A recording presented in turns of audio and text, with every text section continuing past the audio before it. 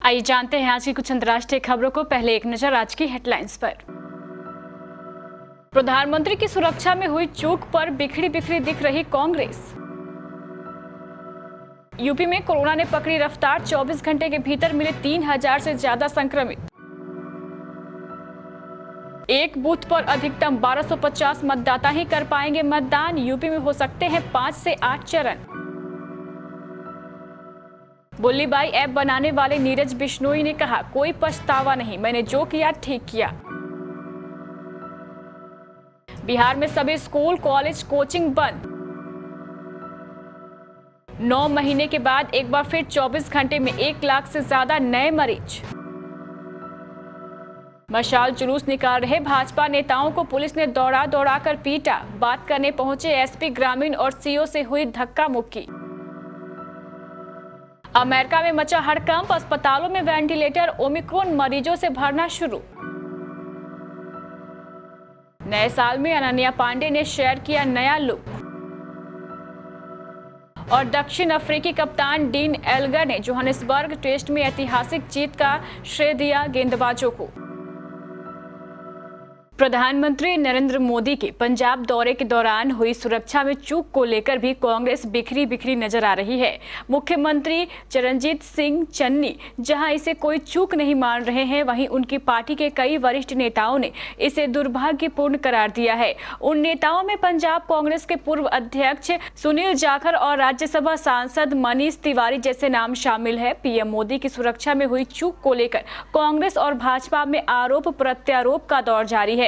इस मुद्दे पर कांग्रेस के अंदर भी अलग अलग राय है। पार्टी के कई नेता अपनी ही सरकार पर सवाल उठा रहे हैं। इससे आने वाले दिनों में पार्टी की मुश्किलें बढ़ सकती हैं।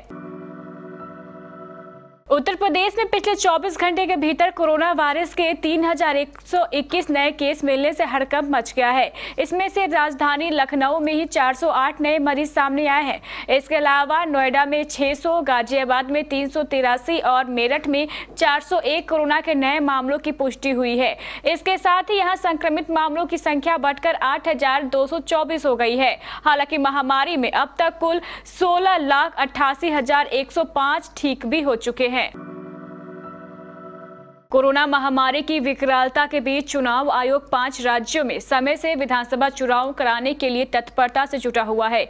चुनाव आयोग ने 5 चुनावी राज्यों में कोरोना के हालात और कानून व्यवस्था पर केंद्रीय स्वास्थ्य सचिव और गृह सचिव के साथ गुरुवार को हुई बैठक में समीक्षा की। कोरोना के कारण इन राज्यों के चुनाव में एक बूथ पर केवल 1250 मतदाता ही मतदान कर सकेंगे। दिल्ली पुलिस के आईएफएसओ यूनिट ने बुल्ली बाई ऐप के पेज को गिटहब के जरिए बनाने वाले और साथ ही ट्विटर पर ये अकाउंट चलाने वाले मुख्य आरोपी नीरज बिश्नोई को गिरफ्तार करने का दावा किया है। सूत्रों के मुताबिक आरोपी नीरज बिश्नोई ने पूछताछ में बताया कि उसे अपने किए पर कोई पछतावा नहीं है, बल्कि उसने जो किया है ठीक किया है। शुरुआती पूछताछ में पता लगा है कि नीरज को पूरी मुस्लिम कम्युनिटी से नाराजगी थी और वह उन महिलाओं को टारगेट करता था जो सोशल मीडिया अकाउंट पर मुस्लिम आइडियोलॉजिस्ट के साथ काफी एक्टिव रहती थी। बिहार में कोरोना के बढ़ते संक्रमण को देखते हुए सरकार द्वारा गुरुवार को अहम फैसला लिया गया है। इस फैसले के तहत राज्य के सभी स्कूल, कॉलेज और यहां तक कि कोचिंग संस्थानों को भी बंद करने का निर्देश दिया गया है। दरअसल बिहार के मुख्य सचिव आमिर सुबहानी ने सभी जिलों के जिलाधिकारियों के साथ वीडियो कॉन्फ्रेंसिंग के माध्यम से बैठक की थी। बैठक के बाद गुरुवार की देर शाम गृह विभाग की विशेष शाखा द्वारा मुख्य सचिव के निर्देश पर एक आदेश जारी किया गया। इस आदेश के तहत सभी विद्यालय, महाविद्यालय, शिक्षण संस्थान और कोचिंग संस्थानों को तत्काल प्रभाव से बंद करने का निर्देश दिया गया है। इसके तहत सभी संस्थान 21 जनवरी तक बंद रहेंगे। देश में कोरोना संक्रमण की तीसरी लहर रफ्तार पकड़ने लगी है। गुरुवार रात 8 बजे तक देश भर में 1,07,848 नए केस दर्ज किए गए। महाराष्ट्र और दिल्ली 2 ऐसे राज्य हैं जहां देश भर में मिले नए मरीजों के कुल आधे संक्रमित है। देश में 9 महीने के बाद फिर एक बार 24 घंटे के नए केस का आंकड़ा 1 लाख के पार हुआ है। पहली बार पिछले साल दूसरी लहर के दौरान अप्रैल में संक्रमितों की संख्या एक दिन में 1 लाख के पार हुई थी और 4 लाख से अधिक तक गई थी। प्रधानमंत्री की सुरक्षा में चूक के विरोध में मशाल जुलूस निकाल रहे भाजपा कार्यकर्ताओं व हिंदू संगठनों के कार्यकर्ताओं पर पुलिस ने लाठीचार्ज कर दिया। आरोप है कि मशाल जुलूस निकालने वालों को सड़क पर दौड़ा कर पीटा गया। इससे नाराज कार्यकर्ता कोतवाली गेट पर धरने पर बैठ गए। पार्टी के कई बड़े नेताओं के पहुंचने से मामला गर्मा गया।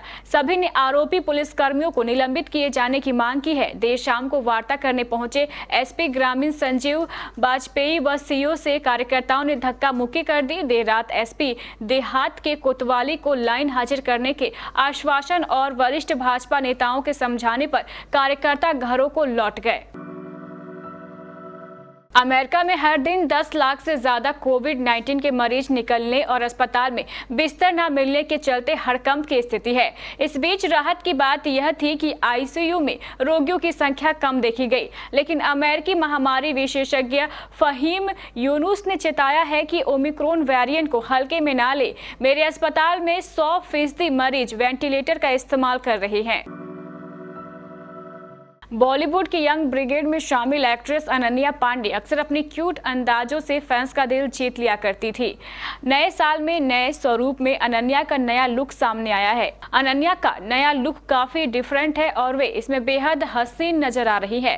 अपने इस लुक को फैंस के साथ शेयर करने के लिए अनन्या ने सोशल मीडिया प्लेटफॉर्म पर कुछ तस्वीरें पोस्ट की है जो खूब वायरल हो रही है। अनन्या पांडे ने अपने ऑफिशियल इंस्टाग्राम अकाउंट से नए लुक के साथ अपनी ये तस्वीरें साझा की। इन तस्वीरों में अनन्या ने ग्रे कलर की ब्रालेट टॉप पहनी हुई है। इसके साथ एक्ट्रेस ने high heels pencil stock carry किया है। उन्होंने न्यू हेयर कट करवाया है और हेयर कलर भी चेंज किया है। साउथ अफ्रीका ने जोहानिसबर्ग टेस्ट में भारत को 7 विकेट से हराकर 3 मैचों की टेस्ट सीरीज में 1-1 की बराबरी हासिल कर ली है। मेजबान टीम ने भारत से मिले 240 रनों के लक्ष्य को 67.4 ओवरों में चौथे दिन 3 विकेट खोकर हासिल कर लिया। साउथ अफ्रीका की इस जीत में उनके कप्तान डीन एल्गर हीरो रहे, जिन्होंने फ्रंट से टीम को लीड किया और एक मैच जिताऊ पारी खेली। एल्गर ने सर्वाधिक 96 रन बनाए और आखिर तक आउट नहीं हुए। दक्षिण अफ्रीकी जोहानिसबर्ग में भारत के खिलाफ इससे पहले कभी नहीं जीता था और अब ऐतिहासिक जीत के बाद उनके कप्तान ने इसे लेकर बड़ा बयान दिया है। एल्गर ने इसे शानदार जीत का श्रेय अपने गेंदबाजों को दिया है।